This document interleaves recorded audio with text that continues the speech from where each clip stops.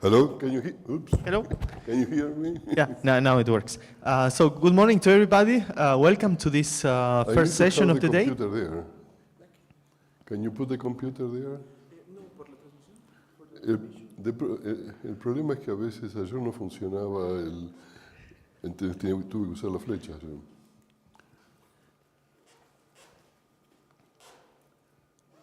¿Sí? Pero no funcionaba esto. Ahora sí. Okay. Does it work? Okay. Okay, okay. So I have just one very small announcement before starting the session of today. We are going to have a kind of group picture after the second talk of this morning. So everyone come down here, we'll take a group picture. I'm very pleased to present Eduardo Fradkin for this second lecture. So welcome, and the floor is yours. Thank you. I uploaded, or rather somebody else uploaded for me some new version of the lectures. Everything I said was wrong. Forget about it? No, of course not. But I added some reference here, and they were incomplete, so I had to add some material for today. Okay. So there are some reference.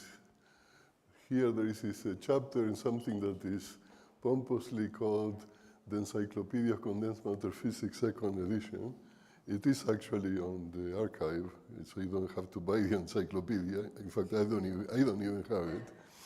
And largely what I am talking about is a chapter in this chapter. It's a subchapter. And there are things in my old book, my brick, because it's a big book. Okay, so let's go to where we were. As we were saying yesterday, right? I should start. So we're talking mostly about non-interacting systems and their topology.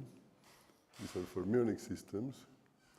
And there are two things that I want to highlight here, is that in all of these systems, the response to external electromagnetic fields is actually represented in terms of what I would call a response function, or is usually called a response function, and that's essentially contained in the properties of.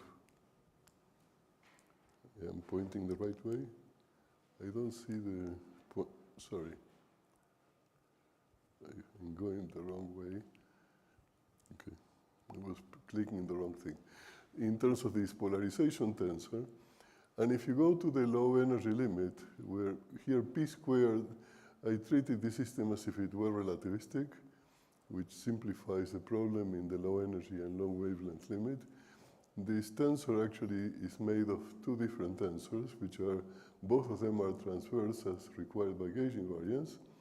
And the first one essentially looks like a Maxwell term when you actually anti-transform to real space, with some effective, call it electric charge if you wish, which is this quantity which is the effective mass, where the masses or the absolute value of the masses are added in parallel, as you can see. So it's the inverses that are added there. And the other term is called a Chern-Simons term. Okay, is now famous, as you will see, for good reasons. We're going to be involved with this in today's lecture quite a bit. And the prefactor of the Chern-Simons term, notice I have this normalization that is 1/4 pi, which is important. And when you restore conventional units where the electric charge and h bar are not 1, then you can see that this coefficient, which is actually this is the even parity response, and this is the odd parity response. This term is even under parity and time reversal. This term is odd under parity and time reversal. And in a 2 + 1 dimensional system, parity is actually inversion. It's a mirror symmetry. It's x going to minus x and y going to y, or the other way around. It's not r going to minus r as it is in 3 dimensions. Okay? So it's odd under parity and time reversal, so this is also going to be important, what I'm going to say next. And this quantity, therefore, if you calculate, for instance, what is the current that this vector potential induces, a probe after all, this current essentially associated with this term is actually has the form of the Hall current. So in other words, Jx is proportional to Ey, okay? And the coefficient is the Hall conductivity. And so notice, and this went rather quickly yesterday, depending on the signs of the masses, this term may be 0 or maybe not 0. Notice it has a factor of a half in front, so each contribution from each one of these two Dirac species coming from the K and K prime points, if you wish, in the case of graphene, contributes with half of the allowed Hall conductance. Okay? So you cannot have, in fact, so there is a theorem. This is part of what in lattice gauge theory usually is referred to as the doubling problem, that usually you can only have an even number of places where the two bands actually cross, is, in this case, simply is two of them. And this happens in all dimensions. So this is why it's difficult to discretize a Dirac equation with only one species. Okay, because essentially it violates, if you have a theory which is local and gauge invariant, you cannot do it. Okay? So in this case, what matters here is the sign of these masses, and this may add up to 1 or minus 1, 2 or minus 2, which may cancel this 1/2, and the units are E squared over h. So for this reason, there are two phases. I don't know if I covered this last time, but I think it's good to repeat this. There is a state where these the signs are equal and opposite. They don't really matter what the magnitudes are for this. And therefore, the effective sigma xy is 0. So this is a conventional or trivial insulator. It's a trivial phase. It's not topological. On the other hand, the masses may actually have the same sign, and they add up to 1, and this is actually the Chern number, which is in this particular case, and the Chern number is an integer. In this case, it's plus or minus 1, which means that sigma xy is E squared over h, and the plus or minus depends on the sign, if you wish, of the time reversal breaking that the Hamiltonian has, in this case, the Haldane model. Now, you can also see that if I go back to this expression here, okay, no, I don't want to do that. You can tune one of the masses independently from the other by changing the parameters in the Hamiltonian. And so I can make one of the masses actually go from positive to negative. So what happens at the place where one of the masses is actually 0? So now you have a massless excitation in the case, and the other fermion remains massive. Time reversal is still broken by the other fermion. You can think, if you're a high energy person, you can think this is a time reversal breaking regulator or heavy fermion that breaks the symmetry, but that's actually what this doubler is doing here. And you're at what is a phase transition because the gap closes and opens afterwards, and the character of the state changes. So it's actually a very simple phase transition, and it has a topological character because the two phases have different topological response. One is associated with a theory with Chern number, which is an integer. The other one is trivial, the Chern number is 0. At the critical point, the definition of Chern number doesn't matter because the system is actually massless, as related to what we were discussing yesterday.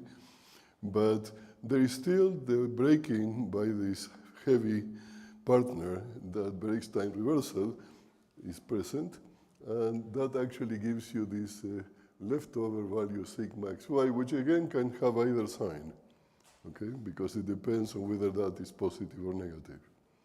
Okay, so that's why it's assigned here, and it's actually half quantized. And this actually was a source of much confusion in the 80s and early 90s. People like Jacques claimed that a relativistic fermion solved the integer Hall effect, except that he had a funny factor of a half in front, and which was wrong. Okay, so the calculation he did was, in some sense, correct, but there was a problem with the so-called parity anomaly associated with this, which he actually discovered. So it's rather paradoxical. But, okay, so this actually was only sorted out later when There were various theorems proposed by Haldane and others that in principle the Chern numbers always have to be an integer, and this only was clarified in field theory only 5 years ago by people like Ed Witten and Nati Seiberg, actually, very recently. I will not have time, that's a more formal part, but I wish, if I had a third lecture, and you don't want one, I would have commented on it. Yes? So that first term, when one of the masses is zero, that first term is divergent. Sorry? The first term in your effective action is divergent. Because one of the... Well, you cannot take that limit in that case. In fact, becomes non-local. It's not divergent. The effective action in that case is non-local. And that doesn't change this conclusion? No, it doesn't. It's like the response of graphene. Okay, it's also non-local. It doesn't change anything. It's just simply because the electromagnetic field has a logarithmic interaction and so on. Okay, so yeah. Can you Yes. imagine where does the very phase appears in the effective action? The very phase is encapsulated in this in the Chern numbers. In the Chern numbers. That's where it enters. But do you have an explicit... Well, the Chern numbers come from the Berry phase. But can you see the very phase in its definitions? I mean, Well, the Berry phase, the Chern number is essentially the Berry flux through the entire Brillouin zone. Okay? but everything is It's average. Yeah, you don't need to know what the Berry phase, what the local Berry flux is. What matters is the total flux in the Brillouin zone. That's what has a topological character. So the other ones can be changed. So for instance, if you look at the distribution of these Berry curvatures, in this instance, in this lattice modes, is highly inhomogeneous in the Brillouin zone, whereas in the case of electrons in the continuum, in a magnetic field, is uniform. So it does depend on the microscopic physics, but the response is entirely given by the total Berry flux. Okay? And this is the only part of the Berry flux that has topological character. Okay, that's important. Now we're going to see in a moment another way of doing this, which focuses in some case, in a particular case, in the local flux, as you will see. Okay. Yes? How is the energy dispersion for the Chern isolator phase? It's a gap state. For the Chern isolator? Yeah, it's a gap state, the Chern insulator. So it looks like, square root of p squared plus m squared. In this sort of relativistic picture, it looks like that. It's a gap state. So you have two bands with an energy gap, and the dispersion depends on the momentum relative to, there will be some place where they nearly cross, or they have the smallest gap. So it's like any band structure, okay, in that sense. The only difference is this is a band structure, has a topological character. But the actual dispersion itself doesn't really matter. It's there. It's gapped. Now, for this calculation to make sense, you need to have the chemical potential at the gap between two bands. Okay, that's important. If the gap closes, you cannot do this effective low energy theory, as we just discussed, because in particular, one of the fermions, when the gap closes for one of the fermions, one of the Fermi points, one of the cones, if you wish, the response becomes non-local. Okay. So then you will get something that looks like a linear dispersion. There will be probably logarithmic corrections, as are seen in graphene, for instance, and things of that sort. Okay. Okay, but this is what people call a topological phase transition, because it's a transition. There is no real order parameters. There is no local operator that has an expectation value on one side or the other. There is a gap that closes, and the topology of the band changes as you go from one state to the other. So and that's the only place where it shows up is precisely in the Hall conductance. And in the existence, as you will see, we're going to discuss, in this case, actually, there will be an edge state. This theory will have edge states away from this critical point. Now, there is another way of understanding sigma xy that is worth thinking about, And this is particularly useful very in the regime where the bands, where the crossings are actually, the gaps are very small. In that case, this continuum picture is actually quite accurate. Okay, so let me show you how it works. Again, I look at this effective action in terms of here, this is the probe vector potential, this is the polarization tensor. Again, gauge invariance, which shifts the vector field by a gradient of a potential, requires that the polarization tensor be transverse. Okay, so the Hall conductivity formally, if you do the Kubo formula, which that's what this is essentially a limit of this polarization tensor, where you divide, you multiply this by I over the frequency omega, this is a function of omega and momentum. And the order of limits here in general matters, you first go to the uniform limit, so you take the momentum to 0. And this actually requires that you have a thermodynamic limit in the first place, by the way, otherwise you cannot do this. And then you go to the limit of 0 frequency.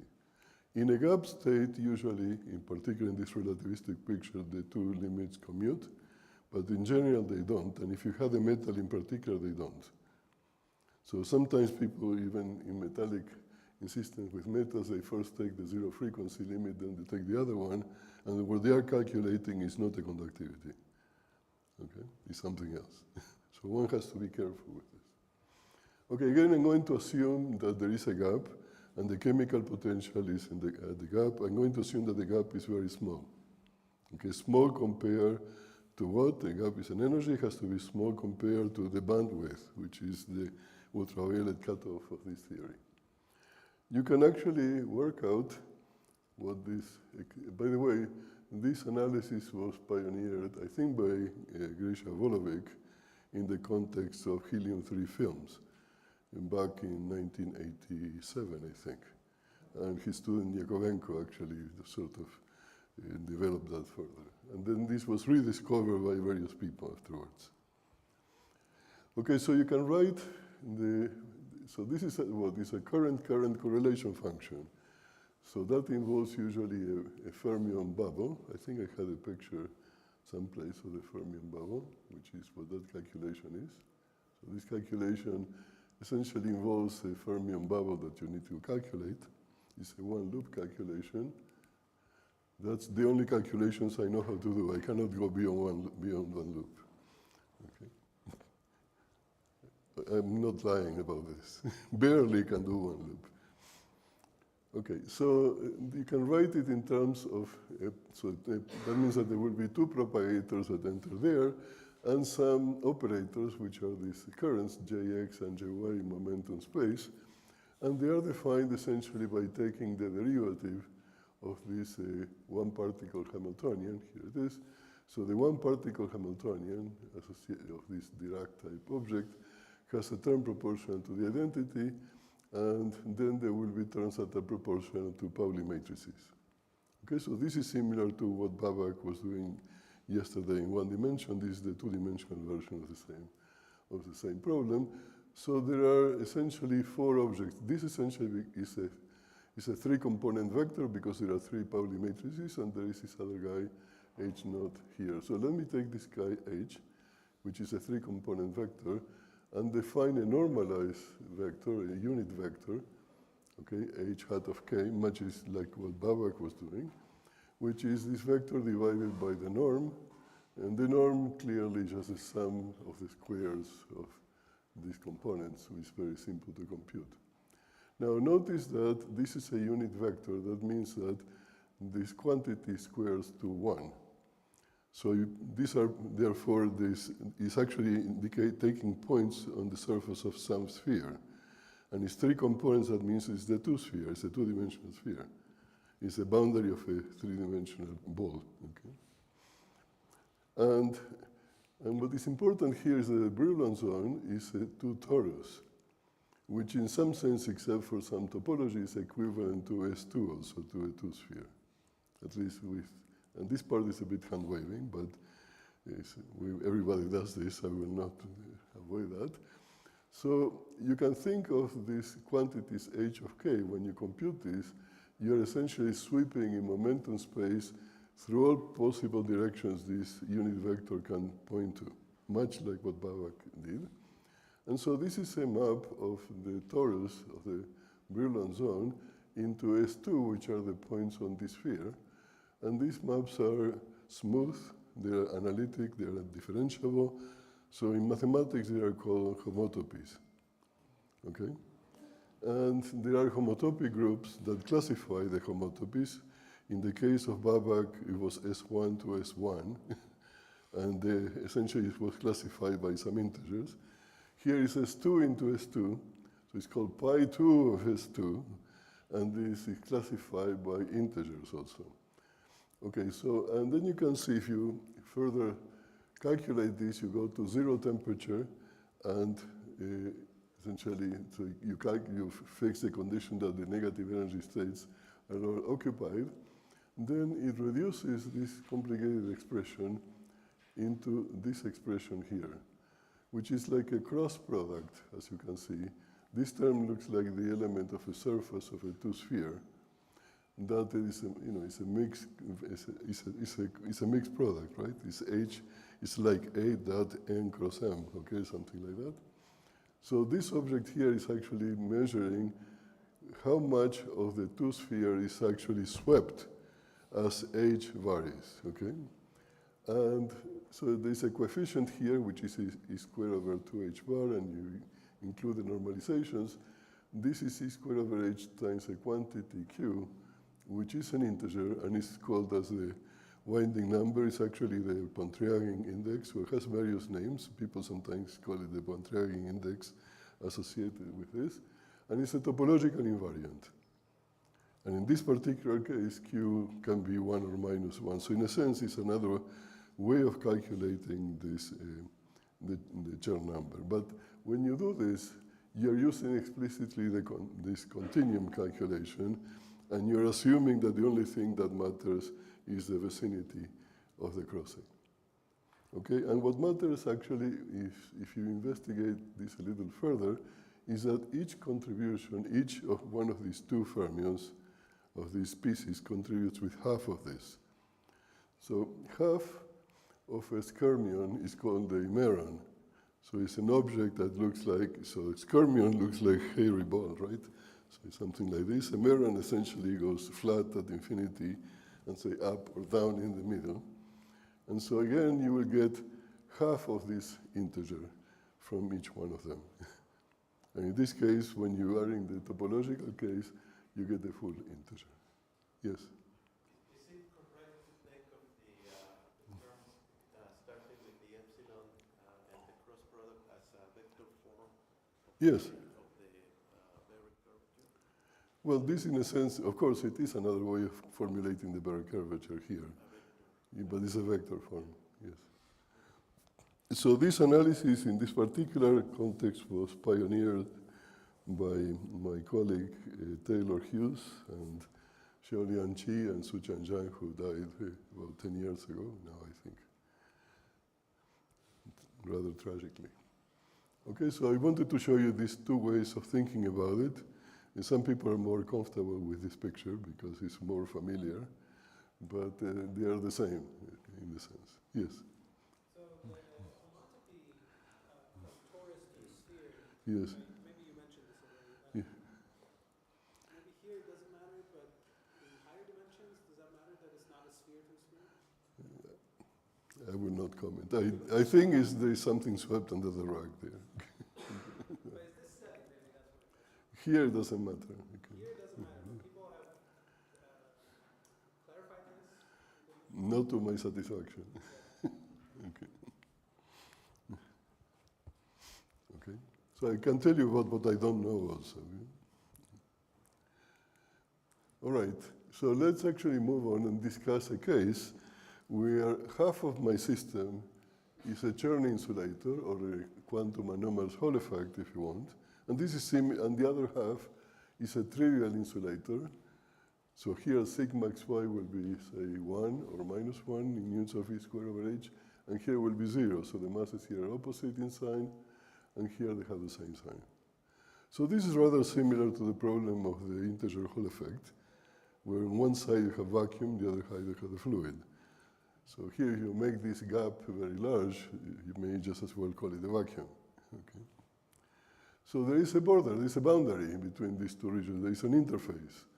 So we're going to see now that, in fact, much like what happens in the one-dimensional case, the SSH case, and the Jacques-Revy result, and all of that, there is something similar that happens here. This analysis, I read it actually not quite done in this way, and they have a slight mistake in a paper by Cullen and Harvey of 1985, I think. Okay, you can see that many of the things predates their current interest, and it's the law of conservation of good ideas. Okay. All right, so what happens here? If you look at here, the dominant, by the way, if you go back, you can see here that the Chern-Simons term, well, momentum space, is linear in momentum, and the Maxwell term is quadratic in the momentum. Or what is the same, in real space, this has only one derivative, and this has two. So in the sense of low energy physics, provided this term is not zero, the term that dominates is always this term. You have to be a bit cautious with this because they have different symmetries, true, but the hydrodynamic limit, if you take it literally as a gradient expansion, if you want, the dominant term is the term that has the fewest number of derivatives, or the lowest possible powers of the momentum, okay? So this is actually what the Chern-Simons term does. And so you can then use that to calculate the response in this region. So suppose I put my probe field to represent an electric field pointing in a direction parallel to the interface. So that will be E sub y, so I can write E as E times dA y dt along that direction. Okay, I'm going to assume and nothing. That means if you calculate, you're going to get a whole current that moves towards this interface. So something is going to happen when it reaches the interface because there is no current here, because there will be no such response. So in other words, there seems to be a gauge anomaly in this case. In other words, gauge invariance appears to be violated. So something happens to charge conservation, and something has to give. So who's carrying that charge that is flowing towards the edge? Okay. Now you can do the analysis similar to what we did in the one-dimensional SSA, the polyacetylene problem. Say, okay, so let me look at that. What happens is that I have a mass that is positive on this side, negative on this side, and has to go to zero precisely at the interface, because it has to change continuously. You can write the Hamiltonian in a basis in this form in real space, the one-particle Hamiltonian. And so this is the Dirac Hamiltonian. Again, it's two components because we're in 2 + 1 dimensions.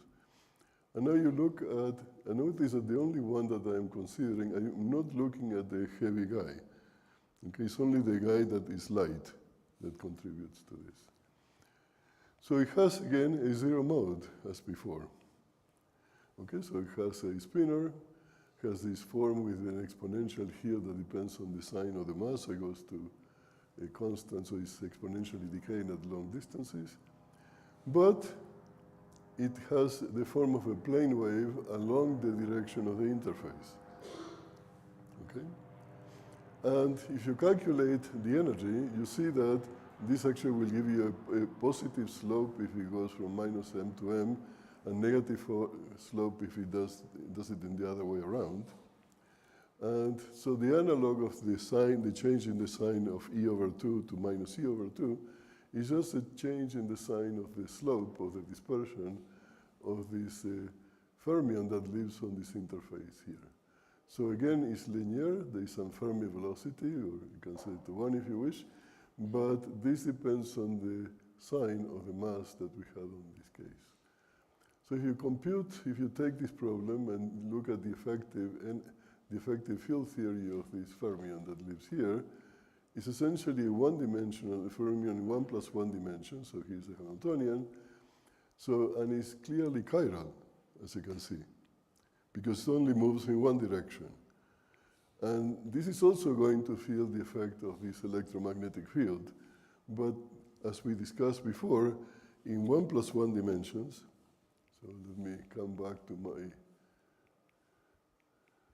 picture that apparently some purists don't like, but I do. Okay.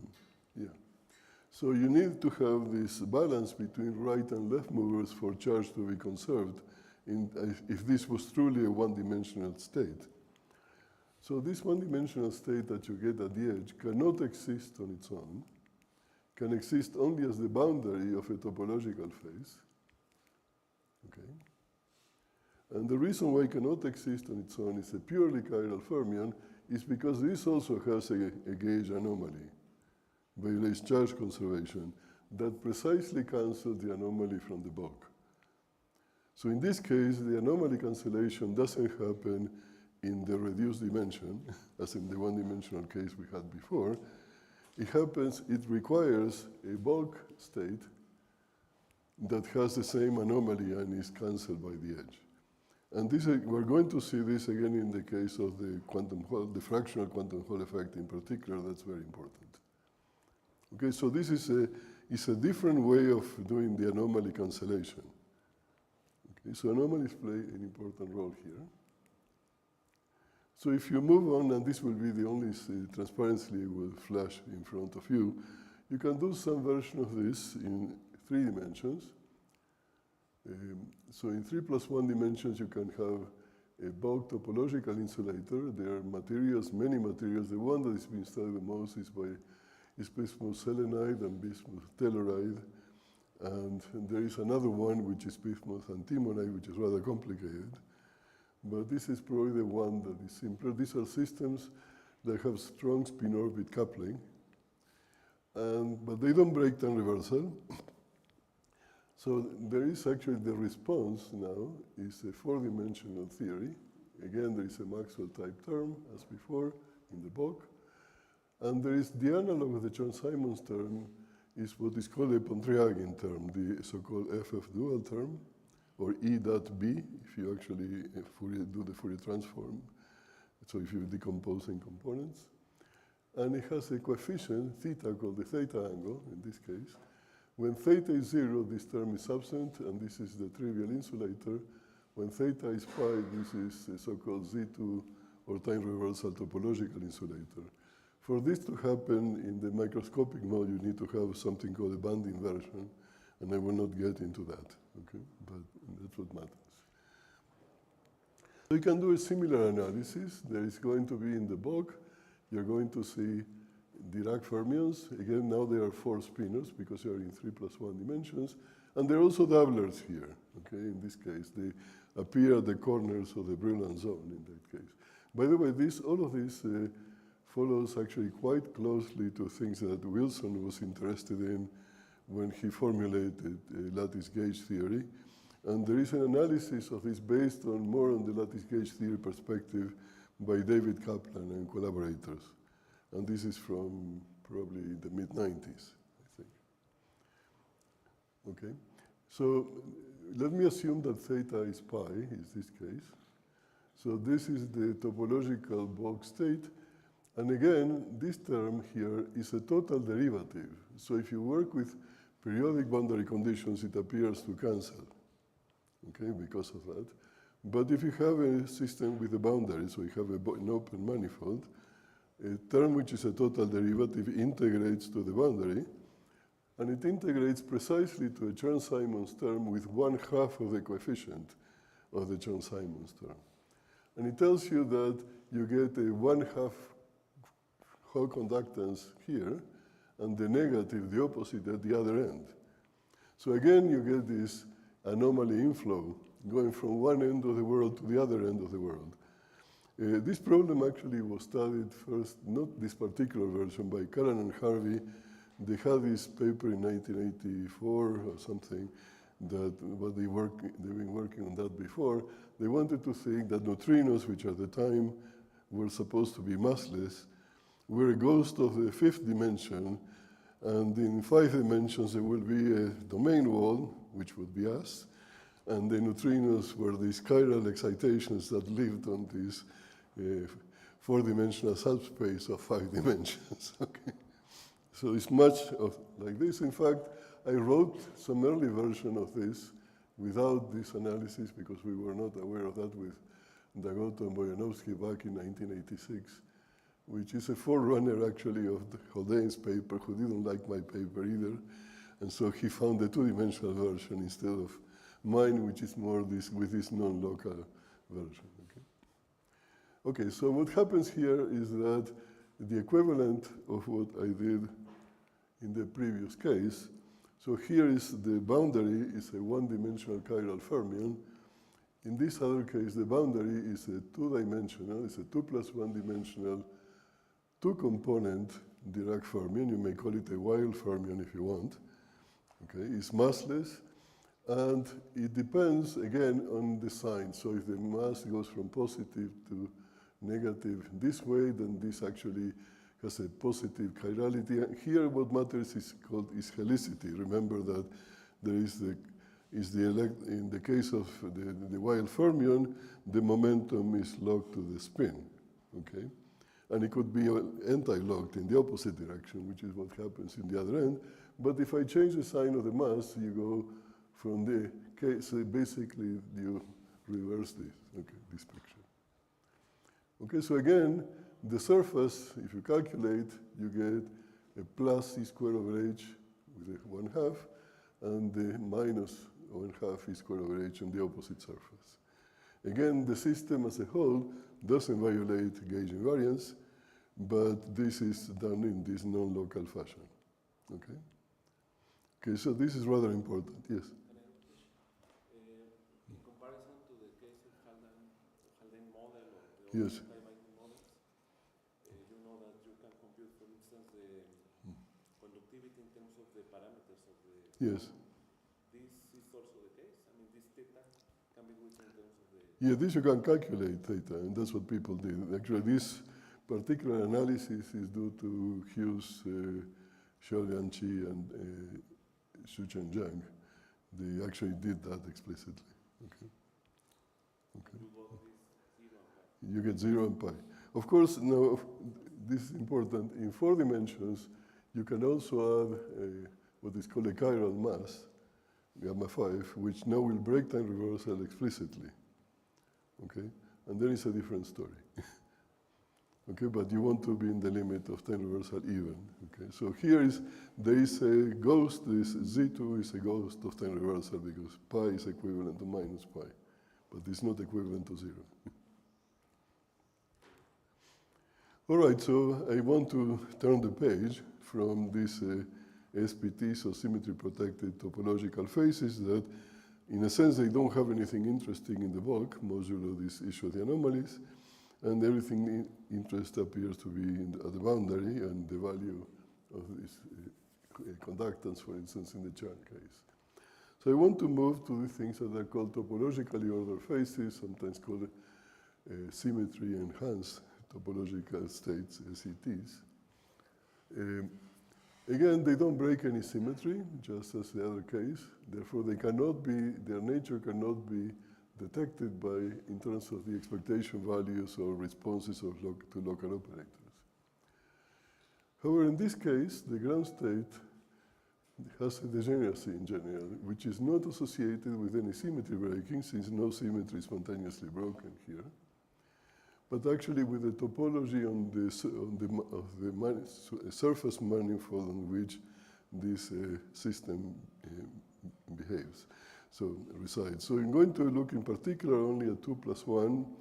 In principle, we can do this in 3 + 1. It's actually much less developed and is more technical. I've written some papers recently, but I will spare you that today. So I'm going to do just a 2 + 1 case.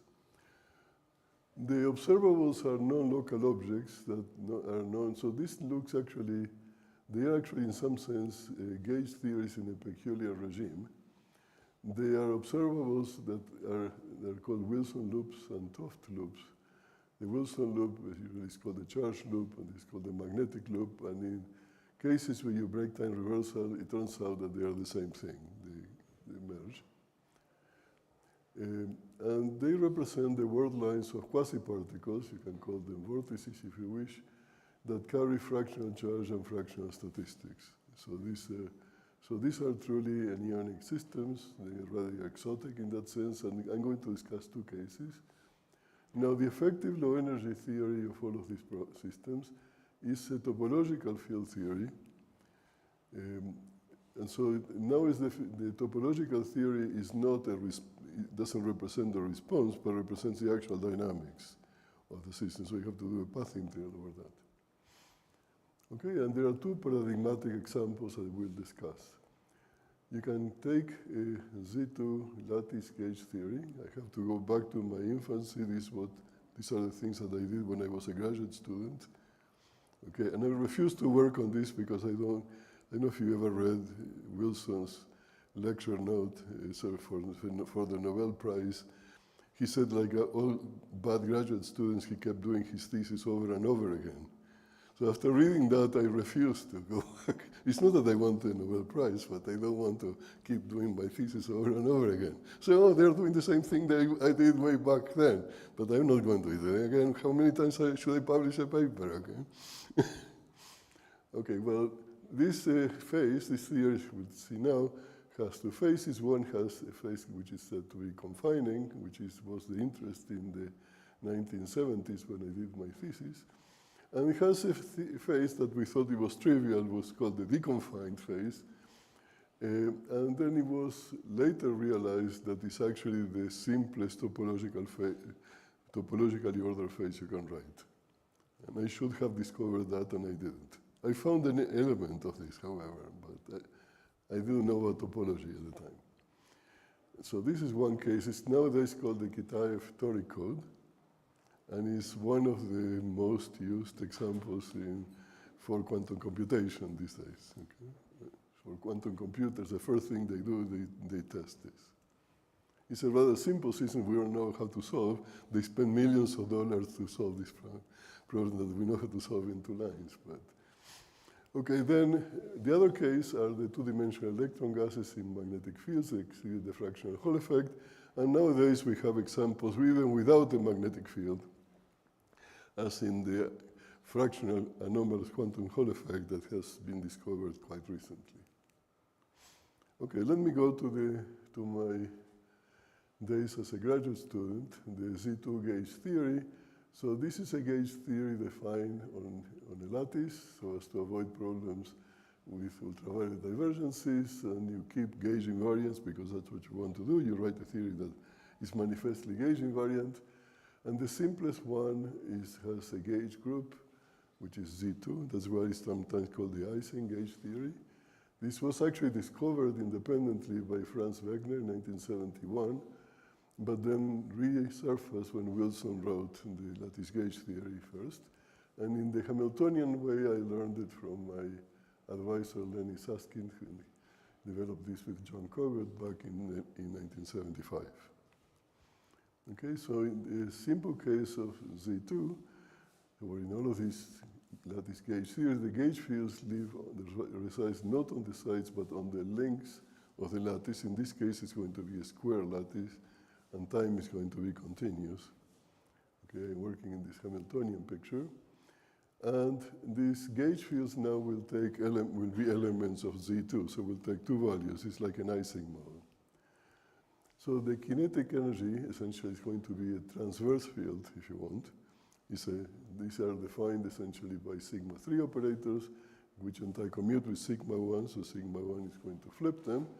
And gauge invariance requires that they have to come as a product of 4 sigma 3s around the plaquette, as we call it, because when you act with the product of sigma 1s around the vertex, nowadays after Kitaev called the star operator, this is actually the generator of local gauge transformations, which is in this case Z2. This operator commutes with both operators here, both terms.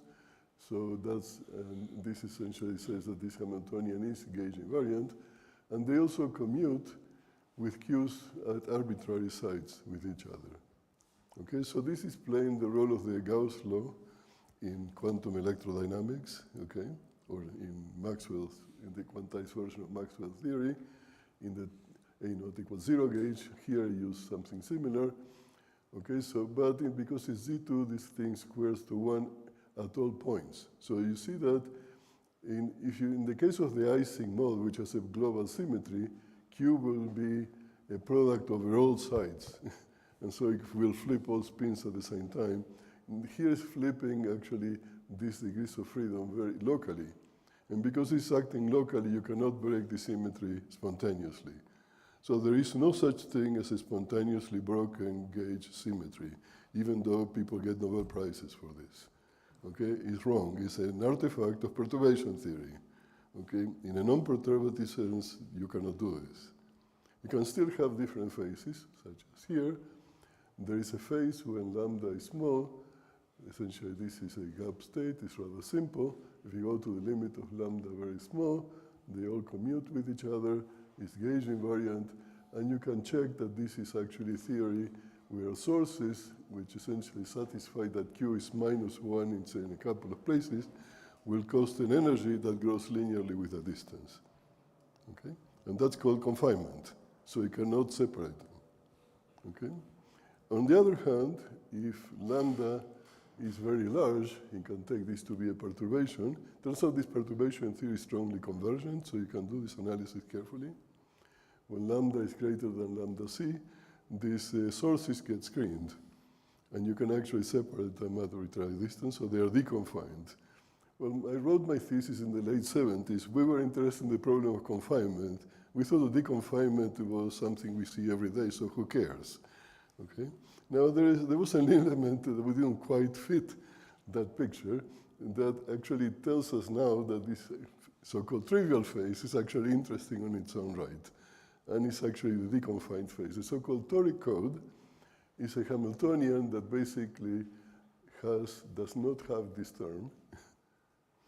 And for some peculiar reason, which I personally don't like, Kitaev added that as part of the Hamiltonian. Okay? I prefer to think of them differently because they play a different role, but we can discuss a matter of philosophy. It's a detail. You can also, there is another picture of this, but we don't have time to discuss the different character. You can write down the exact ground state wave function of this, and you can show that if you work with periodic boundary conditions, so it's a torus, the ground state is actually fourfold degenerate in this case, in this phase, and is unique in this other phase. So let me discuss this problem now, the uniqueness of the ground state, and why this is topological. So I told you there are things called Wilson loops. So if I work on a torus, so this is my picture of a donut. Okay, I'm not a great, how to say, not really good at drawing things, much less using my iPad. It has two non-contractible loops. One you can call it gamma 1 here in blue, and the other called gamma 2, which for some reason I left it in black. So they cannot be contracted to nothing. You can also have loops that essentially are contractible here. They don't play much of a role. Okay, so let me take this guy and write that as a square with periodic boundary conditions. So I have, these are the two loops, gamma 1 and gamma 2. And I'm going to take a Wilson loop, which is a product of the sigma 3 operators on all links along gamma 1. And W gamma 2 is a product of the sigma 3 operators along the other direction. Okay? Again, because it's a product of Pauli matrices, it squares with identity, as you can see. It's very simple. Now, the 't loops, on the other hand, the so-called magnetic loops, they are, I thought I drew this in red. Is that red or black? I'm colorblind, so I have a problem with colors, but I'm not sure what the colors are. So the idea here is that so this is a lattice picture. I have a product of sigma 1s along a loop, a non-contractible loop on the dual lattice.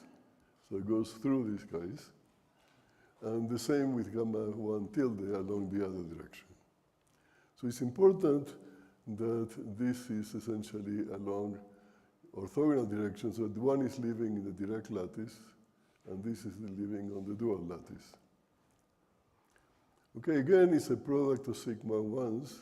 In this case, the product of sigma 1s is sigma 3s here and sigma 1s here. That's important, they square to the identity. But because of that, this guy, W gamma 1, which is a product of sigma 3s along this direction, anti-commutes with the Toft loop along gamma 2. Why? Because it's actually made of horizontal bonds, if you wish, with the sigma 1 and sigma 3 and sigma 1 anti-commute. So these operators anti-commute, and so does W gamma 2 and W tilde of gamma 1 tilde. They also anti-commute. Okay, so let me go. These operators square to the identity, and they are Hermitian. So there is a two-fold degenerate manifold. You can have it's two eigenstates. Okay, so let me define for a state for gamma 1, 1 is the eigenstate of W gamma 1 with eigenvalue plus 1. And similarly for gamma 1 minus 1 has eigenvalue minus 1 because it squares to identity, and so there are two possible states.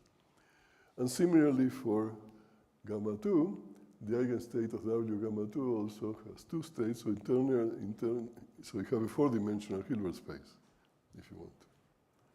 Okay, now let me take this state, gamma 1, comma 1, which is an eigenstate of W gamma 1, and hit that with W tilde gamma 2 tilde. I should have had, I forgot to put it there.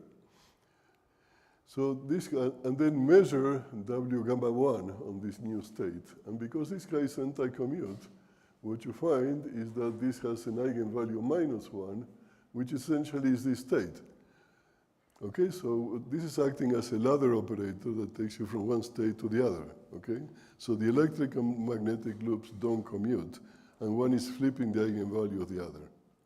Okay, so this is actually how so you have essentially the ground state is a fourfold degenerate, in this case, Hilbert space. It's a finite dimensional Hilbert space, even though the system is infinite. Okay, and it turns out that here the degeneracy is 4. If you actually were on a disk, or if you fix the boundary conditions, then it will be unique. But if instead of working on a 2 torus, which is this, you work on a pretzel that looks like this, the degeneracy turns out to be 16. And this, for a general manifold with genus G, which counts the number of handles, or the number of holes, if you wish, is 4 to the G. So for the sphere, which has G equals 0, is 1. For the torus is 4, and so on and so forth. But notice that this degeneracy is not a consequence of the spontaneous breaking of anyone's symmetry. It's actually, some people nowadays talk it spontaneous breaking of a global generalized symmetry. Okay, it's another perspective. But from the point of view of the Landau description, if you wish, of local operators, there is no such symmetry that is spontaneously broken. So this is not like the polyacetylene problem that has a twofold degeneracy in the ground state due to spontaneous symmetry breaking. Okay, this is different. Okay. Okay, so let me talk about the states in this deconfined phase. And this is actually, we did find in a paper with Steve Schenker in '79 that we were interested in. So you can take a Wilson arc that lives at some point. At that point, Q is -1, everywhere else is 1. And similarly, you can take a Wilson, a Toft loop that has one of my ladders, like the ones that I pictured here. And instead of going all the way from one end to the other, that ends in some plaquette instead. So this is usually called a magnetic excitation. And the way you measure that is by coming with a plaquette operator of the Hamiltonian, and you see that Q, this operator is 1 everywhere, except here where it's -1. So this is usually called the M, or magnetic particle, and this is called the E, or electric particle. Sometimes this is called the Bison. Okay, it's not a really nice name. My advisor, Lenny Saskin, wanted to call things that are excitations from plaquettes boxitons, which are equally bad. Okay. So okay, and now what is interesting is because these two guys don't commute with each other. So if I have one of these around the other and I I drag one around the other, then there is a sign that appears here. The composite object of E and M behaves as a fermion. And because this fermion is real and it squares to the identity, it's actually a Majorana fermion. Okay? So this theory has essentially four what we call anyons. The identity, which is nothing, the E particle, the M particle, and psi is the Majorana fermion. Okay, it's a very simple theory in this sense, and this is actually the actual content of this phase. So it has fractionalized excitations. You see they don't look at all like the gauge fields that I started with, okay? And they have a vacuum degeneracy that depends on the topology of the surface. So this is a prototype of a topological phase of matter. Okay, I knew this part, and we knew that this was peculiar, but we didn't really understand what it meant. Well, you have to wait 20 years to understand what it meant. But. Okay, let's go to the fractional Hall effect. How much time am I left with? 7 minutes. Can we extend it to 14? Okay, I'll do this rather quickly. Okay, so this is a snapshot of the fractional Hall effect. So we talked about the integer Hall effect, which essentially you fill up Landau levels. This is what happens when the Landau level filling fraction is a fraction. Okay, so in other words, you don't fill up the full level. Say you take a level and you fill up to a rational value. For instance, 1 over m is a characteristic state. So there are zillions of these phases that are seen in these gallium arsenide heterostructures, which are made for these two-dimensional electron fields in electronic fluids in magnetic fields. And now in these TMDs, or transition metal dichalcogenides, using this twist and shout method, MOTI is one of them, molybdenum ditelluride. These states are incompressible. That means that there is a gap, again, in the bulk, and the conductivity is a fraction of E squared over H, so nu is some rational number. For the most prominent state is the 1 over m state, 1/3 in particular. So the denominator for fermions, Q has to be odd. If these were bosons, Q would be even. Okay? So there is an extension of the concept of the Laughlin states, which are for 1 over m, which I will describe. They're called the Jane states. They form sequences of this form.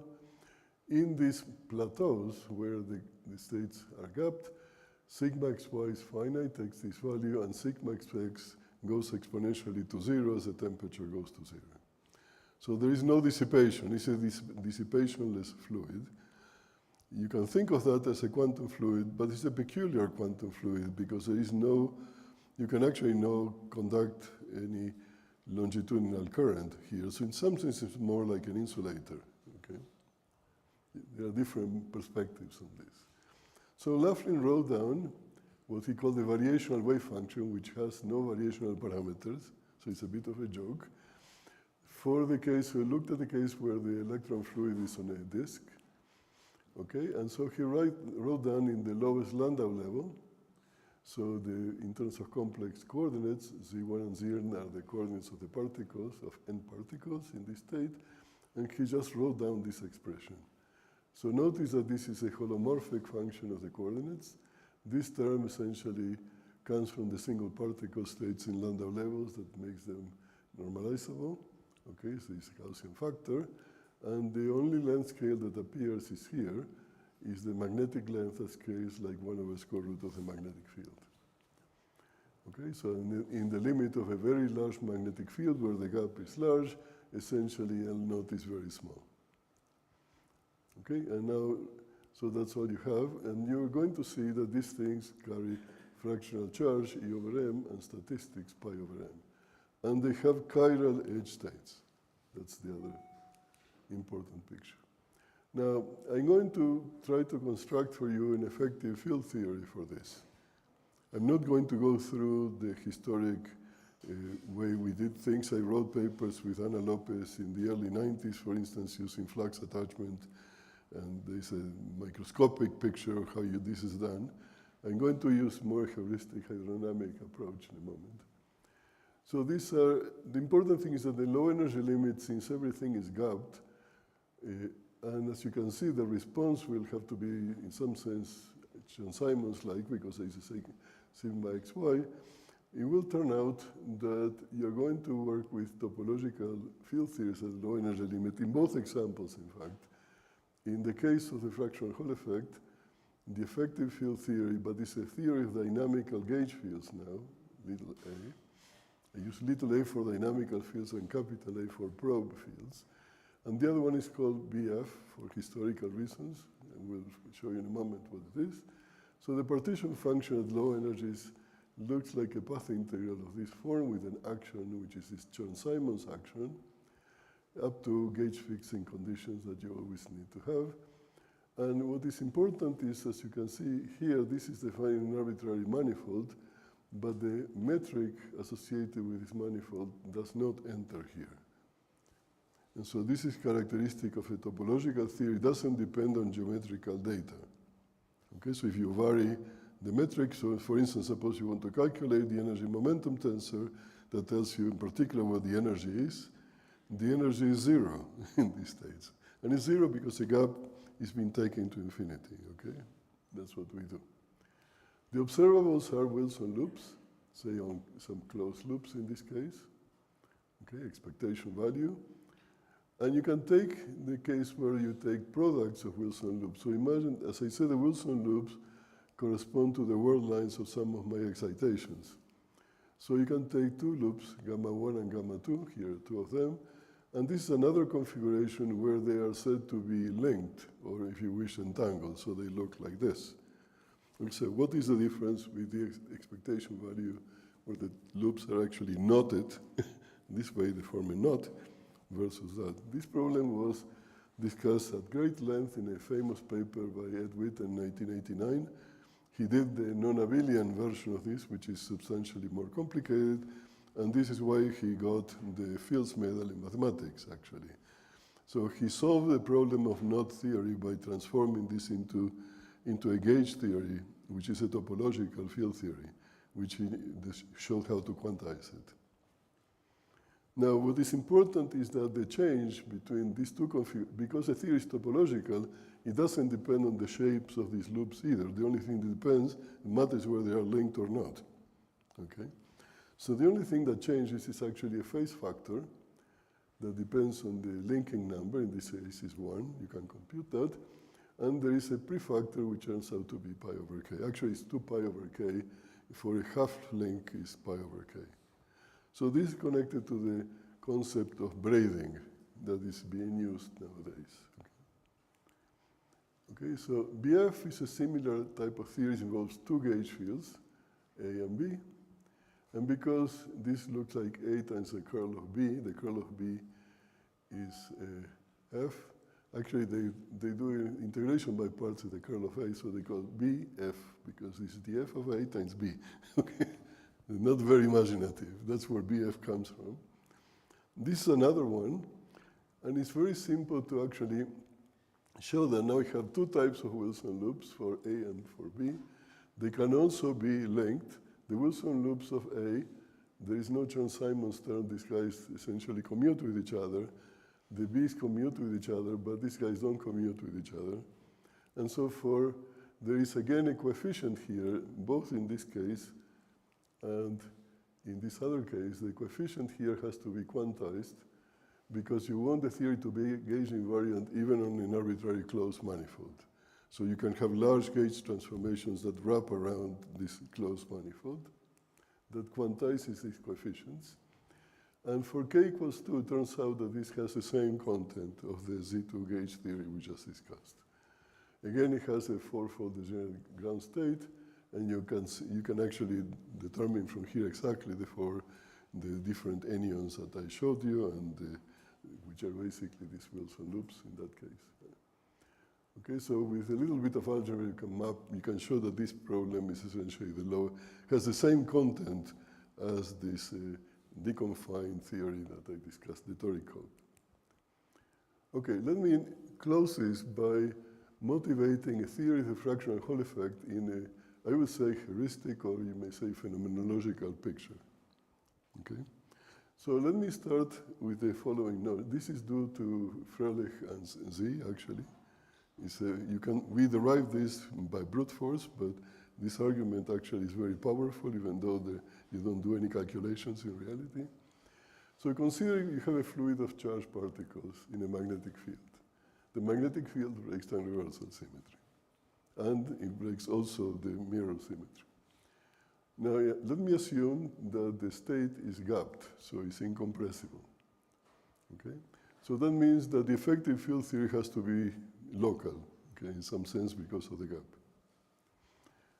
Now, since this charge is conserved, and this is a fluid of charged particles, the current, the three current, which involves is a three-component object, the time component is the density, and the space components are the physical current, has to satisfy a local continuity equation. It's locally conserved.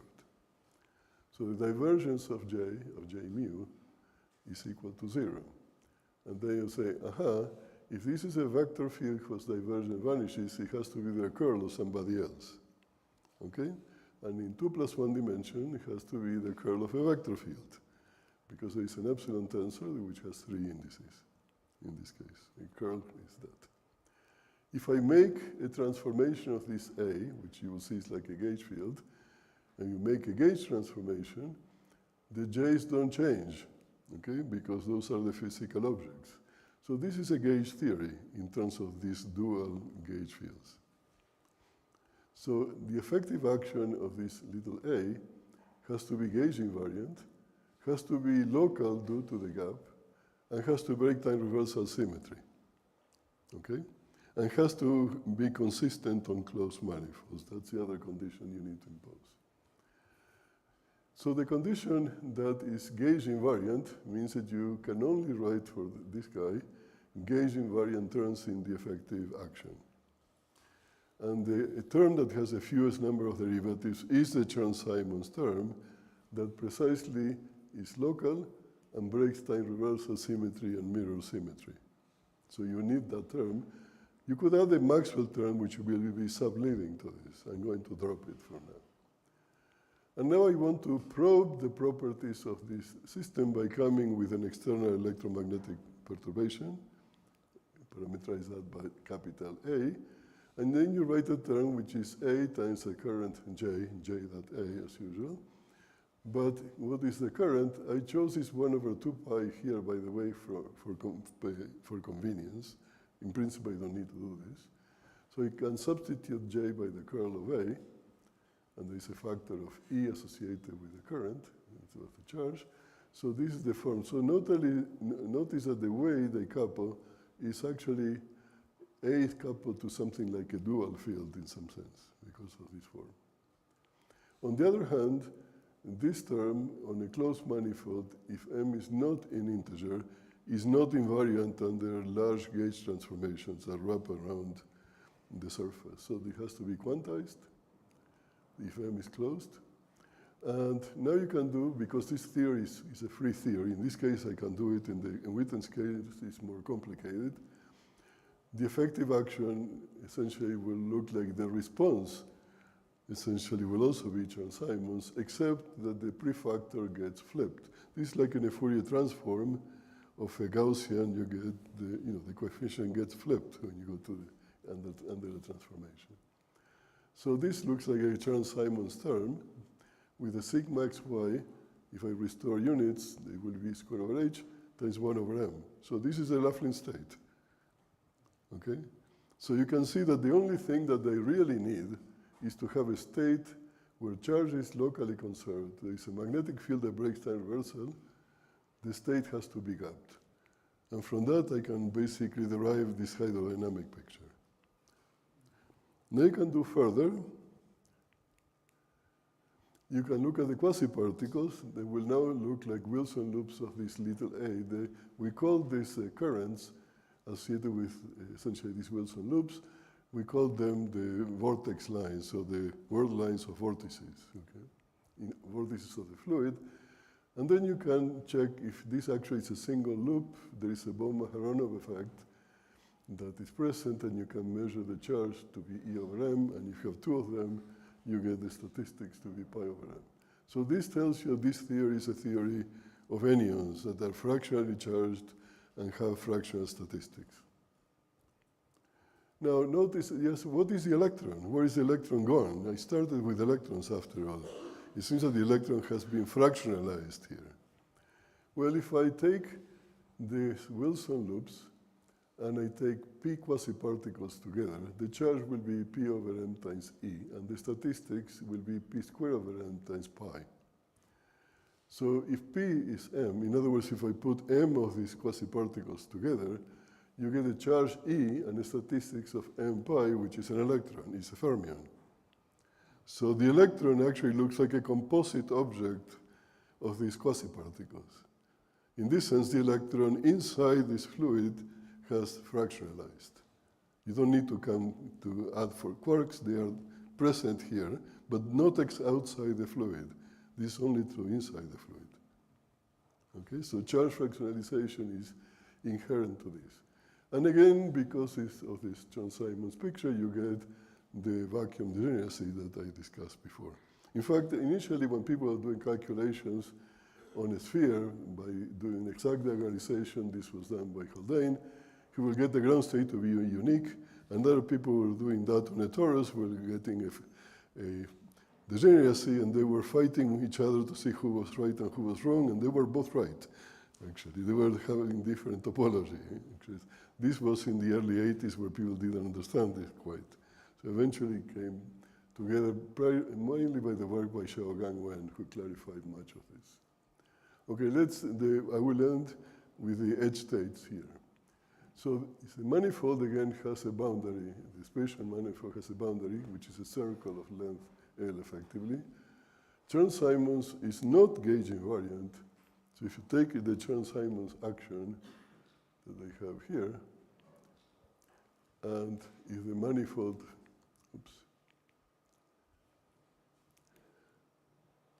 M has a boundary, you can show that this has a problem at the boundary. It's not gauge invariant.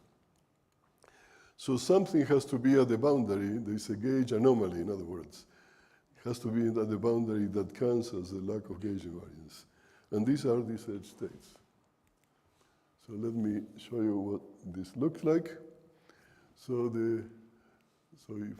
again, you're going to have, this actually we saw already in the so-called gauge argument by Laughlin, that if you pump flux in the center, it induces a current towards the edge.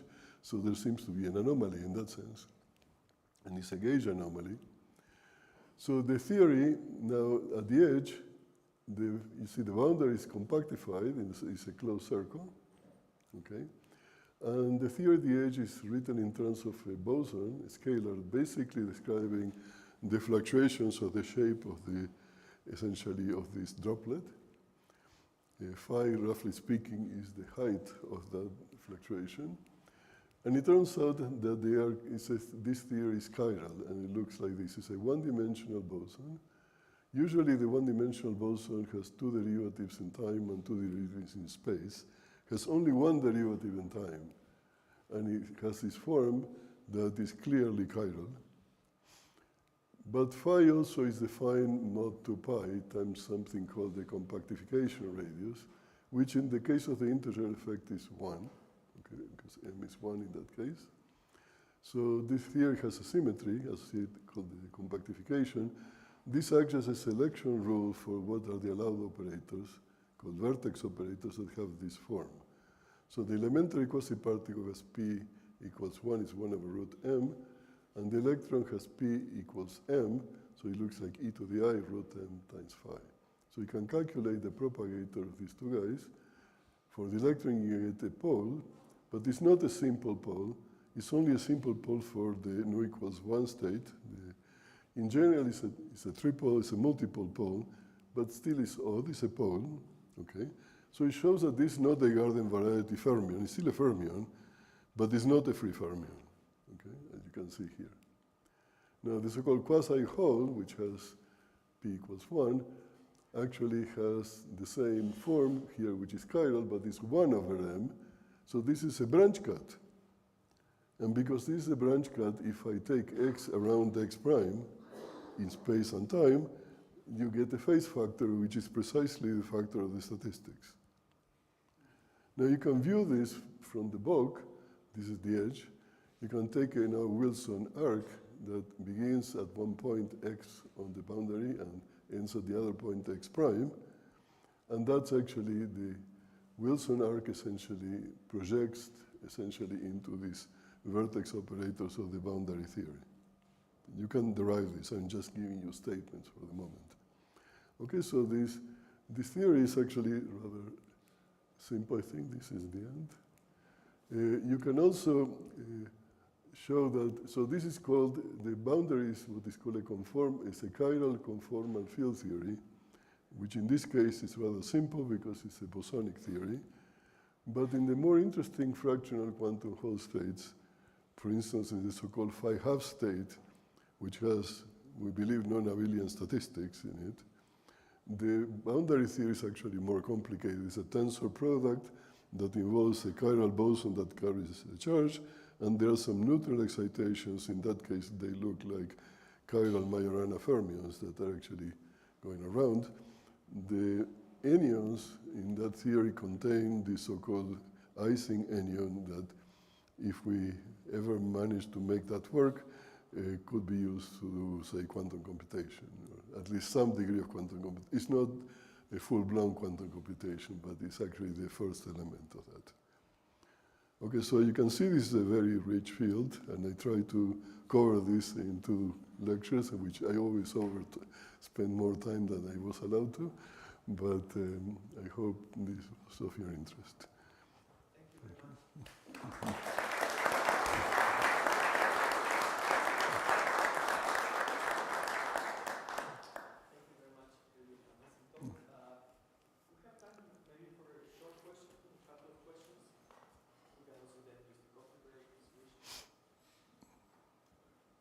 Yes. Those 2 currents in your 28 transparency. Which is the meaning of the current associated to the small a? Sorry. The first one there. Okay, the small a is a representation. So the actual physical current of the charged particles is J. But isn't that related to the electromagnetic potential? Wait, so it's a fluid of electrons, okay? And as a fluid, it can be represented by a current or a density on a current, and which satisfies a continuity equation. All right? That's conservation of charge. Okay, that's what I have done here. I said the divergence of this is zero. This, if you want, this gauge invariance is another current, okay, etc. Okay, because the divergence of this is zero, I can represent it as a curl of somebody else. Okay, this somebody else is supposed to be a faithful representation of that. It's a symmetry, it's a transformation only. So this is the little a is representing these hydrodynamic currents. Okay, that's the second current that I introduce in the next transparency are, which has a V there, which I call the vortex current. So these actually are the Wilson loops, or if you want, the word lines of these quasi-particles. Again, the quasi-particles may be created in pairs and annihilated in pairs. And so that's what you do. So you have particles and holes, if you wish. Yeah. And they correspond to vortices of the fluid. They are not the electrons. Okay, that's important. And so they are represented by this additional set of currents, which in this limit is like a probe, because the gap, I took the energy gap to be very large. So this is the analog of the adiabatic calculation that people normally do. They do adiabatic particle charge transport. In this form, essentially, you take the gap to infinity, and this calculation is equivalent to the adiabatic calculation. Thank you very much for the very nice talk. My question is that you showed this theory and for example, in the Lagrangian wave function. Yes. which seems to be symmetric, like it's like you don't have any lattice. So my question is, because it seems that for example, angular momentum is conserved, Right. but the real thing is you have a lattice. It's like, so No, in can you the- take into Yes and account? no. Okay, that's an important question. In the case of the usual fractional quantum Hall effect, these are two-dimensional electron gases. They are made in a superconductor, semiconductor heterostructure. The length scale associated with the magnetic length L0 may be small, but is orders of magnitude bigger than the lattice spacing. At least 2 orders of magnitude bigger than that. So, and you're looking at fluctuations which are on lengths which are even longer than that. So at some level, I can take a continuum picture in that sense. On the other hand, in the fractional anomalous Hall effect, you have to deal with the fact that there is actually a lattice.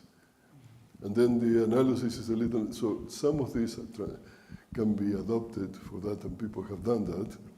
But the fact that there is a lattice, there is something called symmetry fractionalization. The momentum translation symmetry has a fractionalization, as people call it. So there are additional quantum numbers that appear associated with the very phases of which are microscopic in character. Okay.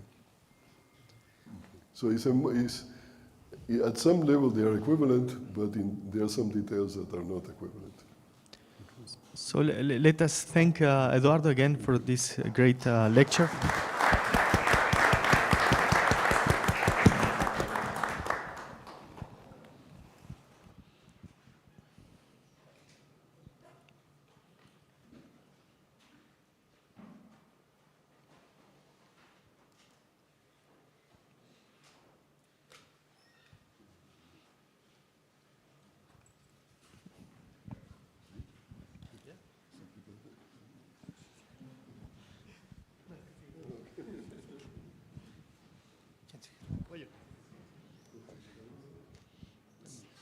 Sugiero usar un bolsillo o el pantalón.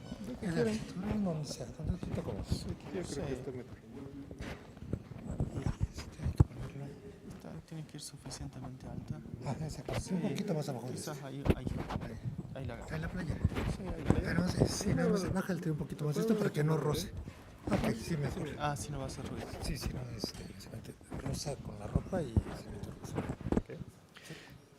So let us go to the second talk of this session by Carlos Ramirez from UNAM. So welcome, Carlos. Floor is yours. Thank you, Luis. I want to start thanking the organizers of this event for the invitation, and also acknowledge my student Ricardo Yael, who made all the calculations that I will present in this talk. So this talk is organized as following. I will start with a motivation within the context of the quantum Hall effect. Then I will present some methods that we use for making our calculations, and present some results of transport and topological bond states. So let's start from the beginning. The Hall effect consists in a plate where we applied a current in the x direction, and this current interacts with a magnetic field perpendicular to the sample that produces a deflection in the trajectories of the charges, and in consequence, an inhomogeneous distribution of charge in the y direction. As a consequence, we have a difference of potential between the two sides of the sample. This experiment in its classical form is useful to measure a lot of interesting quantities in physics, but 100 years later, Klaus von Klitzing reproduced this experiment with a two-dimensional electron gas under very strong magnetic fields, and he found that the transversal resistance follows a quantized behavior. This quantized behavior is more or less easy to explain nowadays. We can think that the electrons in the samples follow a synchrotron orbit, so the ones that are in the bulk are not doesn't have the possibility to communicate the edge of the sample, but the ones that lives close to the boundaries make some kind of skipping orbits following this path in the edge of the system. And for example, if you study the system in the two-dimensional system under magnetic fields, you find the Landau levels, but when you apply boundaries, these edge states appears in these regions of the sample, as well as very good explained by Eduardo and many talks yesterday. So what happens? Well, any electrons that enter in terminal 1 always leave in terminal 2. Any electrons that is incoming from terminal 2 will leave in terminal 3, and the same in the other terminals. So this behavior that is only changed when we have a change in the Chern number. So as long as the Chern number stays constant, we will have a constant resistance, so the quantized behavior. So when we have CH mode, C is the number, at least is the number of H modes in the system, is equivalent to the Chern number. We have C parallel systems, so they sum as usual for parallel circuits and produces the quantized behavior that von Klitzing measure for the quantum Hall experiment. So what we are interested is in taking two different systems, two different regions with different magnetic fields, and see what happens here. This creates two different domains, one with an up magnetic field and the other in the down. And this is a domain wall where we expected a current flowing through the edges of the interface. And this has a experimental answer where within the context of the anomalous quantum Hall effect, they are able to, the Yasuda and collaborators are able to redirect the magnetic fields of impurities. And so they found that the answer to this question is that domain walls act as if they were ideal splitters. So we want to know if this is also the same result that we obtain when we make the calculations, the theoretical calculations for this system. So we start with a two-dimensional electron gas. We discretize the derivatives in the system, producing a lattice that is equivalent to a tight banding structure with these hopping integrals and site energies. The sample is connected to semi-infinite leads, and these leads work as if they were waveguides, so they support incoming and outgoing waves. For an incoming wave in this terminal, for example, the quantum behavior says that the wave will live through any of the other terminals, and the general solution to this system corresponds to waves entering in any of the terminal and leaving through any of the other ones. The mathematical object that describes this behavior is the scattering matrix that related the incoming amplitudes of the waves to the outgoing ones. And in terms of the elements of the scattering matrix, we can obtain, for example, the probability of an electron incoming from mode alpha and leaving through mode beta. Okay? These quantities are important, for example, in the Landauer conductance to calculate conductance in two-terminal systems. therefore, his formula says that the conductance is proportional to the transmission function, and this transmission function is the summation of all the probabilities of waves incoming from the left terminal and leaving through the right terminals. We are interested in more than 2 terminals, so this extension was made by Marcus Butiker, and he showed that the currents in the terminals can be right in this way in terms of conductance between terminals and voltages of each of the terminals. For finite temperatures, this conductance can be calculated following this integral. And it's usual that in this system we consider a source where we have a potential different from 0, and drain with a potential equal to 0, and floating terminals where we are going to determine the proper potentials, but we have instead a current equal to 0. Okay. Also, to determine the scattering matrices of the system, we use a method that we have developed in the last years called the recursive S-matrix method.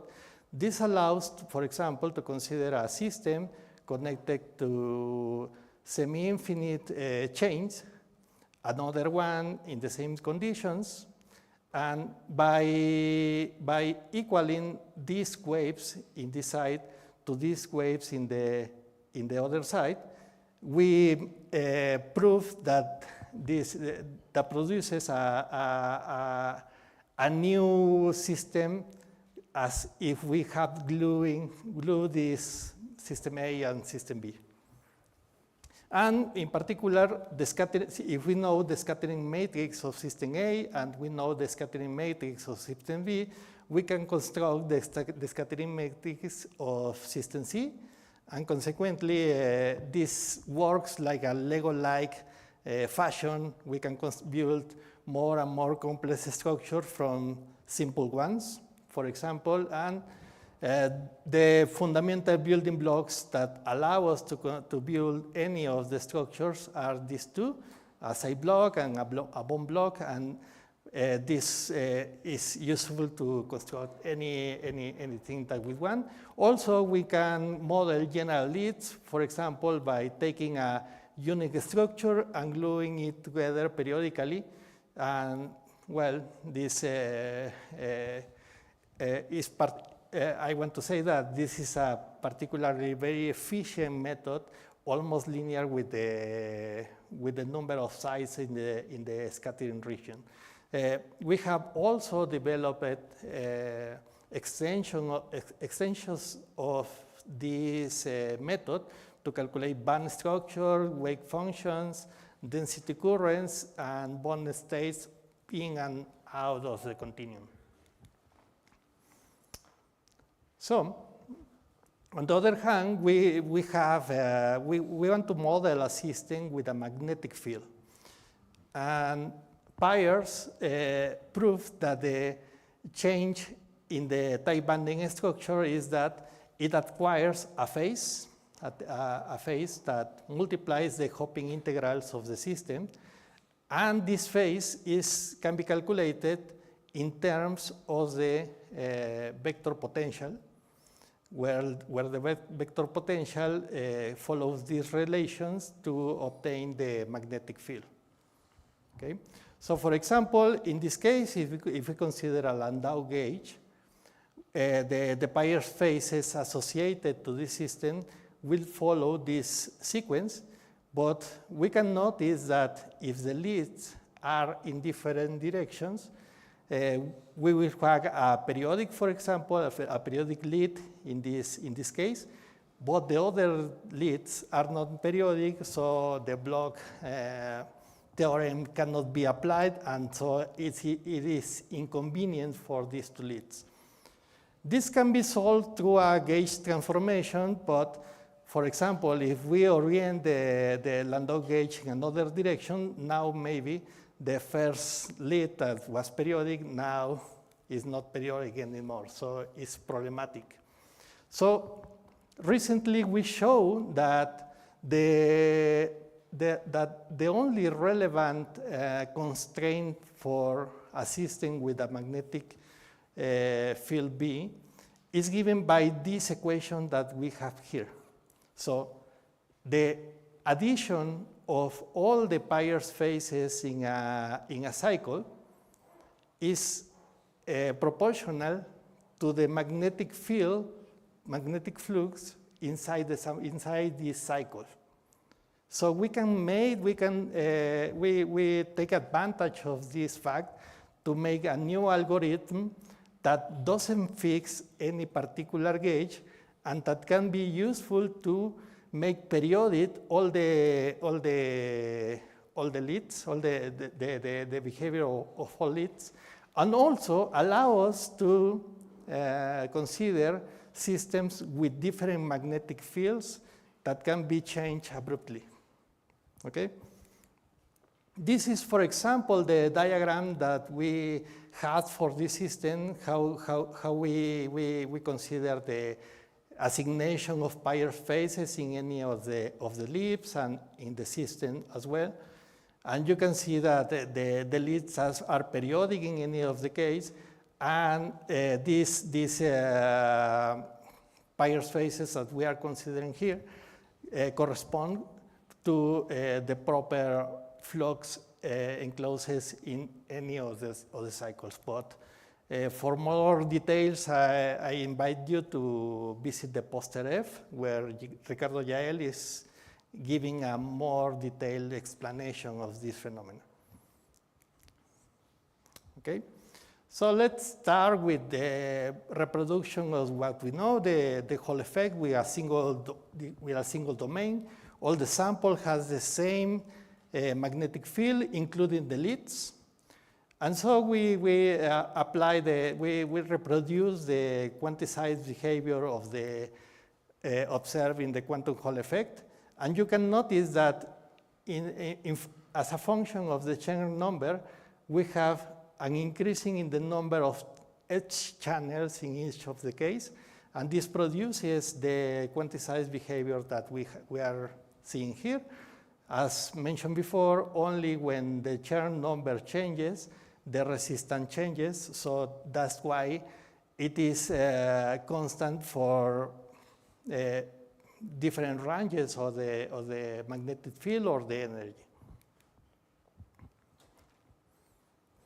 This is the case that we want to reproduce. We have a first domain where we have a Chern number C1 and a second domain with a Chern number 2. Yes? And this is a case where well, in this figure presents the case where the Chern number of the first domain is 1, and the Chern number of the second domain is varied by means of the magnetic field. We can notice that if the Chern number of the second domain is positive, we have a quantized behavior such as the experiment was presented. But if we instead have a negative Chern number, we have a very oscillating behavior. Definitely is not quantized. So this can be also explained here. What happens, why this side is quantized? Because any electrons that enter in terminal 1 always leave through terminal 2, and all the same, from 2 goes to 3, from 3 goes to 4, from 4 to 5, and from 5 goes to 3 and to 6. There are two possibilities.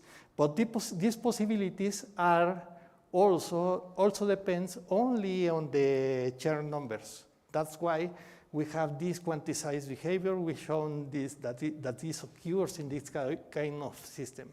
But in the case that the Chern number of the second region has opposite sign to the Chern number of the first region, we have different possibilities. From terminal 2, we cannot go anymore to terminal 3 because we have here another a magnetic field in the opposite direction. So it goes to terminal 5 or terminal 6. But this form depends always on the energy, and so it's no longer quantized. Okay? We also made these figures that represent the currents in this case, and we can notice that if the signs of the Chern numbers of both regions are the same, we have very straight lines, quantized behavior that explain the quantized behavior, while for the case of different signs in the Chern number, we have this snake-like behavior. Yes. For example, this is for 1 and -1. This is for 2 and -2. That at the end produces a different, non-equivalent behavior at the end of the trajectory. So we don't have an ideal splitter as was predicted by as was shown by the experiment.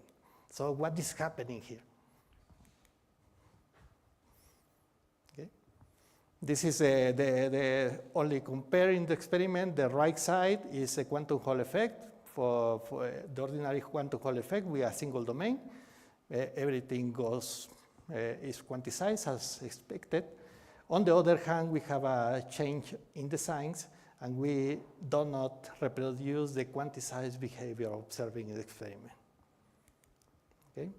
So we think that, what's difficult to control in the experiment, and that is the coherence of the weight. So we model a system with the coherence by adding additional floating chains that have net current equal to 0 to produce the coherence in the interface of the system. And using this with a probability rho of adding these chains, we notice this. This is the case, the oscillating case, where we have a Chern number C on the left side, minus C in the right side, and everything is coherent. If we consider finite temperature, everything still is a little bit oscillating, definitely not quantized. But if we add a little bit of decoherence, one of every 20 sites has a decoherence change, we observe a reduction of the oscillations, a considerable reduction of the oscillations in the transport measurements that is more, that becomes quantized when we additionally add finite temperature. And we check this versus the experiment, and we actually found complete agreement with the experiment. So the experiment is definitely a quantized behavior, but requires decoherence and finite temperature. We wonder if someone can make a refined experiment where they can reproduce cases with less decoherence.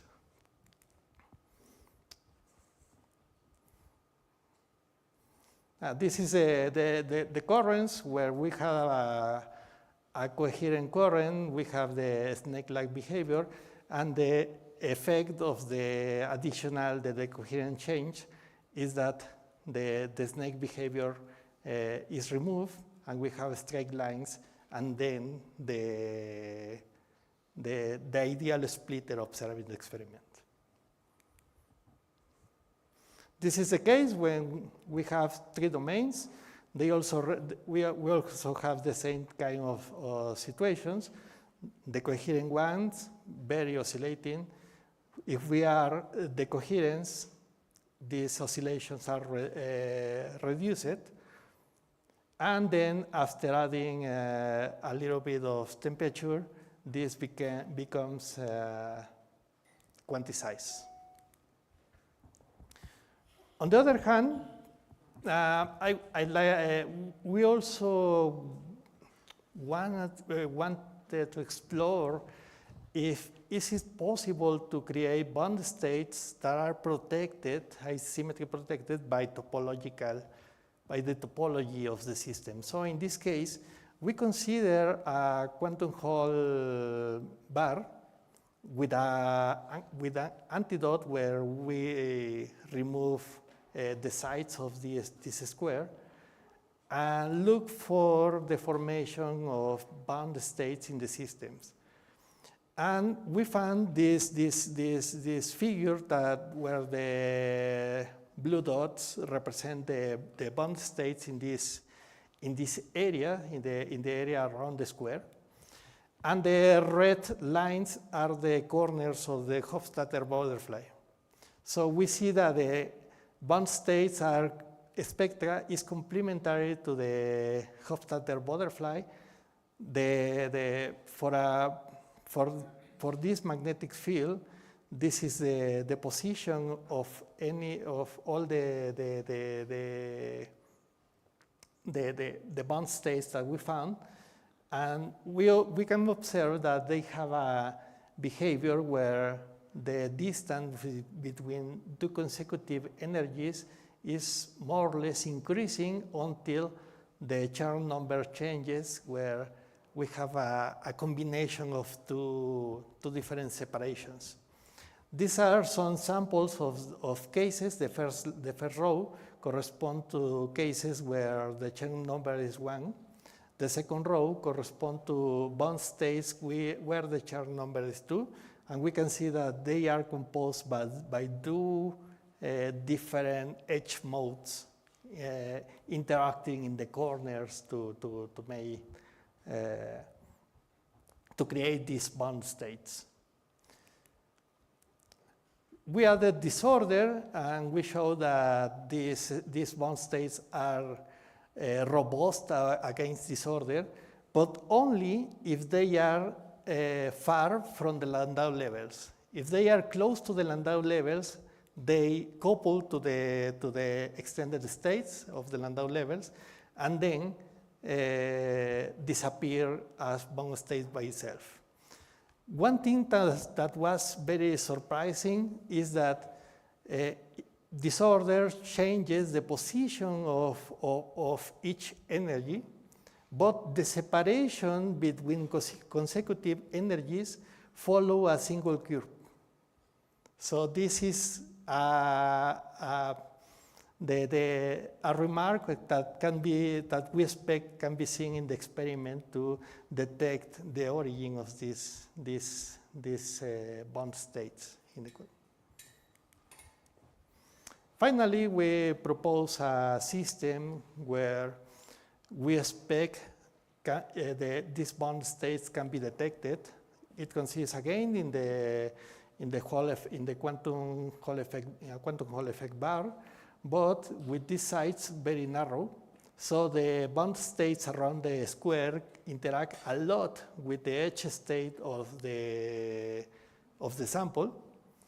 And we actually observe that every time the energy of the system is the same as the energy of a bond state, the transport measurements between terminal 2 and terminal 3 disappears and instead goes to terminal 6.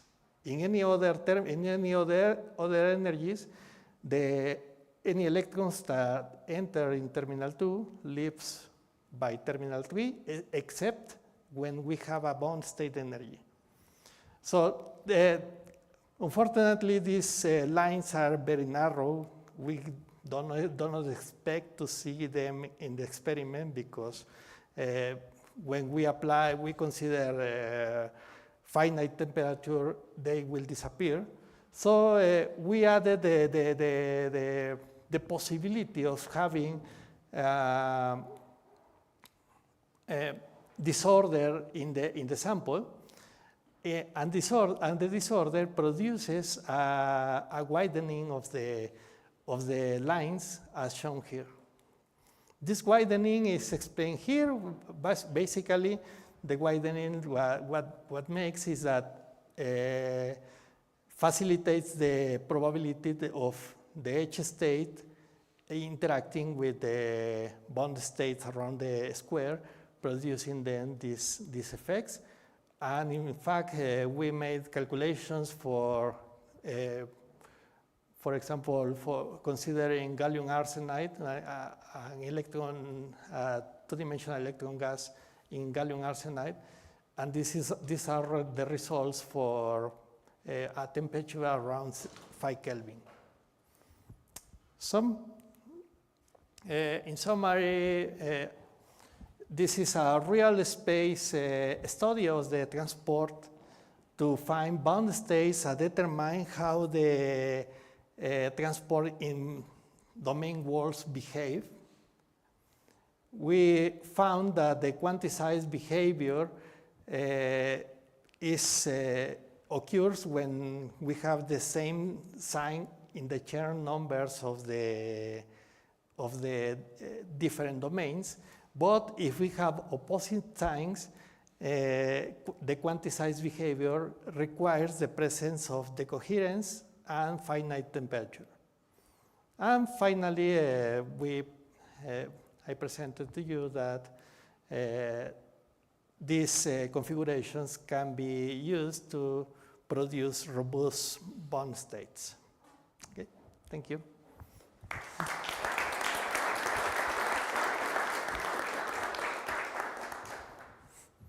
Questions? I have a comment.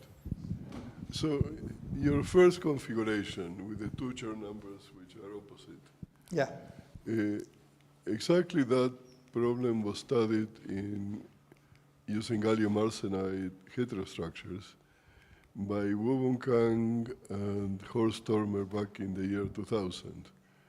Okay. What they had was essentially two quantum Hall fluids Okay. with a barrier grown using MBE. So they call it atomically precise. Of course, that means that there are very few defects. Okay, there are defects. Okay. And they did see actually quantization in that Yeah? case. Okay. They don't see this absence of quantization. Maybe it's because They I do don't it, know. and I that don't was know. a four-terminal experiment. It depends in the configuration because, for example, the breaking Hello? of quantization Yeah. is produced in this corner. It requires this boundary and not only the interface. For example, if you consider a system, an infinite system without this boundary, the quantization will be present, but Well, in the experiment, it's never truly infinite. Yeah, It's exactly. many microns, okay. Exactly, but, exactly. And in fact, the further experiment showed that the mean free path, actually, the nominal mean free path is of micron scale. Okay. So coherence is actually quite good, actually, along. I So in see. fact, there is actually a Coulomb coupling between the two edges because they are see. sufficiently close to feel each other. So the interactions there actually matter. That's not in your calculation, I assume, because these are free fermions. Yeah. But in the experiment, that actually is present. And if you have a few defects along this barrier, they act like slits. And then you get interference loops. Okay. They are essentially, which are quite interesting to study, okay? Okay. So, but I will in the check it. case of, so there were these rather remarkable experiments done in that context. Okay. I think it's in Science, or I forgot. I have it. I can send you the reference. Yeah. If you want, I can talk to you after the Yeah, configuration. it's very old. It's very old work. Okay. But, those are these excellent gallium arsenide samples that have mobilities in the tens of millions. Okay. So they are incredibly pure. okay. Okay. Okay, okay. And I wonder if these experiments are of that quality, and that's Okay, okay, okay. Of course. that may be another consideration. Yeah, yeah, because also the temperature plays an important role in this case. Yeah, those are But like, we think that the temperature is not enough, is a problem. well, that's also another issue. So Yeah. this is in millikelvin range, Yeah, yeah, yeah. and the energy gaps are typically of the order of 1 Kelvin. Of course. Okay. Yeah. Okay. Thanks. More questions? Yeah. Salvador. So, sort of connected to the observation from Eduardo, I was thinking that in your model, the way you do the flux, it kind of ends abruptly at the interface. I was thinking that, experimentally, the flux will have to go sort of in a smooth manner through zero, in that interface region. So, the chains that you add are basically adding a phase on those paths. But you can have a similar effect if the flow kind of goes more smoothly on that interface. It will also give you, some sort of noise in a way, because you're adding that flux into a larger sort of boundary. Okay. And so maybe that's a way to make that connection to the experiment. Just thinking that the flow, since you have up and down, it has to kind of go smoothly over a certain, scale, not like very sharp at the interface. And that, that's also another phase. We have done that simulation with a smoothly evolution of the magnetic field, but actually it still produces the oscillating behavior. Different is not exactly the same, but it's still present there. Yeah, yeah. Okay. Thank So I don't know if there are more questions. If not, before thanking again for the talk, we will go down to make the picture of the conference that I announced at the beginning. So thanks once again.